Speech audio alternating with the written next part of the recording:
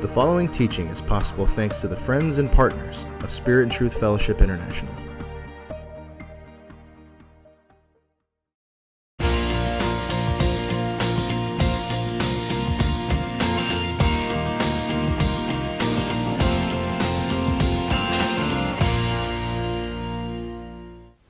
We Christians love God, so we don't sin, right? Well, yeah, you and I both know that's not the way it works. But in all seriousness, we do love God, and we should really try hard not to sin. And sin has consequences. It really does. And so I want to talk about 3 reasons that we Christians should really focus up and try to not sin. And again, we're never going to be perfect, but frankly, there's a lot of times where if we just pushed a little harder, we could sin less. I think of a couple of them come up just right off the top of my head. Obscenity. I know lots of Christians that use obscenity that if we just try a little harder, we could quit most of it. Or little white lies, or just sometimes people go to parties, they have a little too much to drink. You know, maybe they're not blasted drunk, but they're drunk. They're over the limit. They're buzzed. You know, that kind of sin, and then other sins too. You know, Christians really do need, we love God and we love Jesus, and Jesus Christ died for us, and we want that relationship. We want Jesus to be our friend. It's, you know, not sinning and working to not sin isn't about just, well, these are the laws of God. You know, these are the regulations and they're written down, and so we have to obey them. It's about looking Jesus Christ in the face and saying, you're my friend. And I want to do what pleases you. And you certainly did what pleased me. It saved my life, gave me everlasting life. So we want to work and focus up not to sin. And, you know, it helps, as much as I'd like to say that, you know, I can really get energy, the energy of my conviction, just simply from my love of God and my love of Jesus Christ. And that would be nice, you know, that I love Jesus Christ, so I have great energy not to sin. But frankly, some of the energy to not sin comes from the consequences, knowing the consequences of sinning. And you're like, I don't want that to happen. And sometimes it's just human nature that we draw energy just because we don't want something to happen. I mean, you know, I know speed limit signs. You go down the road, you see a speed limit sign, you go, yeah, I know what the speed limit is, but, you know, I'm not really super invested in keeping the speed limit sign just because it's there and because it's a speed limit and because my state passed that law. But the other side of the coin is I really don't want a ticket. I really don't want to pay a fine. I really don't want my insurance rates to go up.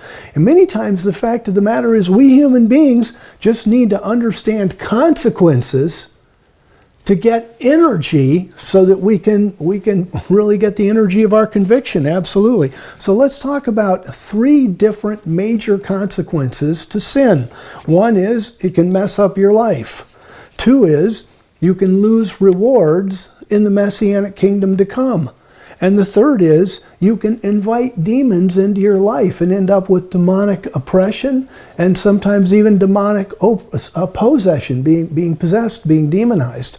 So you can mess up your life, you can lose rewards, and you can invite demons into your life. Those are pretty good reasons to not sin. Let's take a look at the 3 of them. Well, messing up your life, that one should be fairly easy. You know, that people sin and they mess up their life. I mean, gosh, think of, you know, you break the law, just even the speeding example. You break the law, you get caught, your insurance rates go up, you know, all kinds of trouble happens.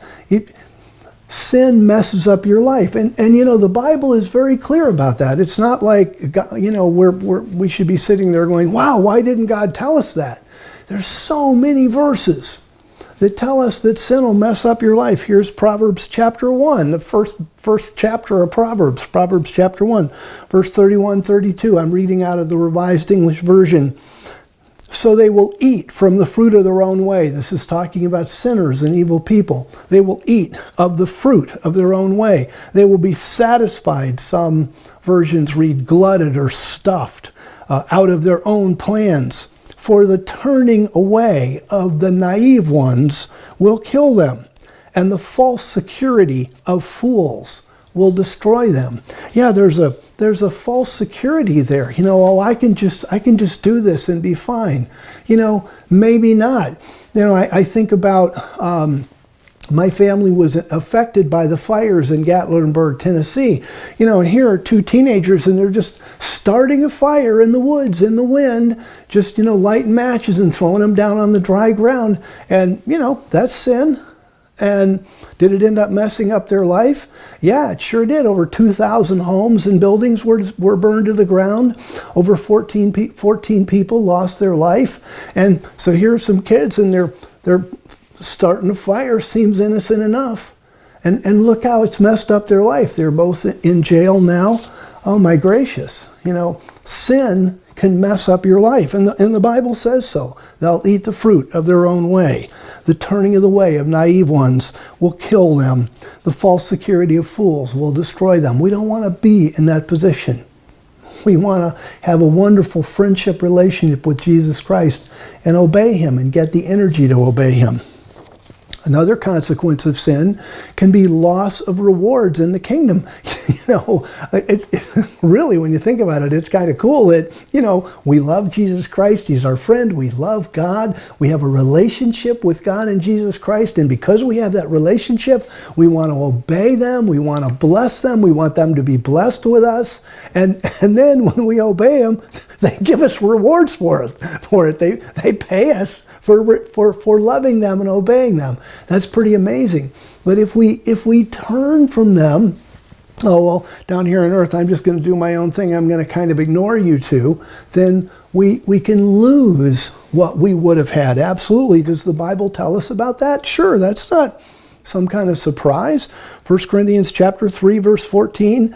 If anyone's work that he has built on it, wow, we're building in our Christian life. If anyone's work that he's built on it remains, he will receive a reward. That's what we want, rewards. Verse 15, but if anyone's work is burned, because on the day of judgment, the fire of judgment, if anyone's work is burned, he will suffer loss. And that's really true. We will, there's actually people that will lose the rewards they could have had. And it says the same thing in 2 John 1:8. It says, watch yourselves so that you do not lose what we have worked for, but that you receive a full reward. Well, that's what I want. I trust that's what you want, that you want a full reward.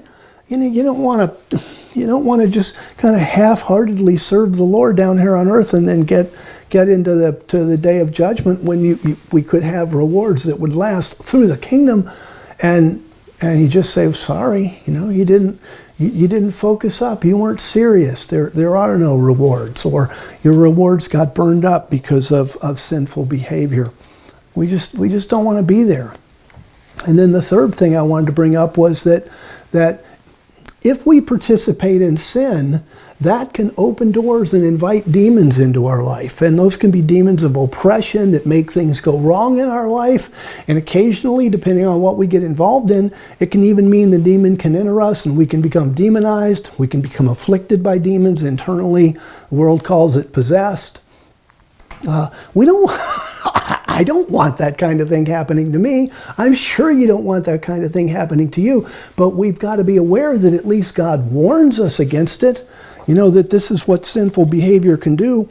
Proverbs chapter 13, verse 21, evil eagerly pursues sinners.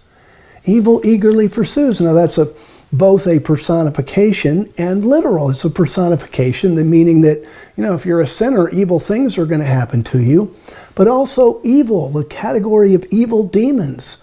They pursue people that are sinners because those people open themselves up to demonic oppression and possession. And that's what the demons want. They want to be inside you. They want to be able to inject thoughts into your mind, control some of what you do. I don't want that for me. But the Bible's very clear about it. Evil eagerly pursues sinners, but goodness will reward the righteous. Sure, if we obey God, we're rewarded, and God makes sure of that. And that's not just one verse. Here's Proverbs 17:11. Surely a rebellious person seeks evil, so a cruel messenger will be sent against him. And the word messenger in both Hebrew and Greek is the word that gets translated into English as angel. And there are good angels and evil angels. We see evil angels, for example, Jesus Christ talks about them in Matthew 25, I believe. So, what's it say? It says, you're a sinner, and so a cruel messenger, evil spirits, will be sent against you. When we sin, when a person sins, they open themselves up. Now, the devil has freedom of will. Just because you sin, it doesn't mean you will get a demon, because the demons have freedom of will. They can or they may choose not to. It's not formulaic here. Sin, get a demon. It's not formulaic. But it is saying that if you participate in sin and you're a willful sinner, then you open yourself up. So here I am as a Christian, and I'm trying to obey God. And the first thing I'm trying to do is I'm trying to focus on my personal relationship with Him, draw energy from that friendship, draw focus from that friendship, and not sin. And then on the flip side of the coin, I know that if I sin, it can mess up my life. If I sin, I can lose rewards. And if I sin, I can open myself up to demonic oppression.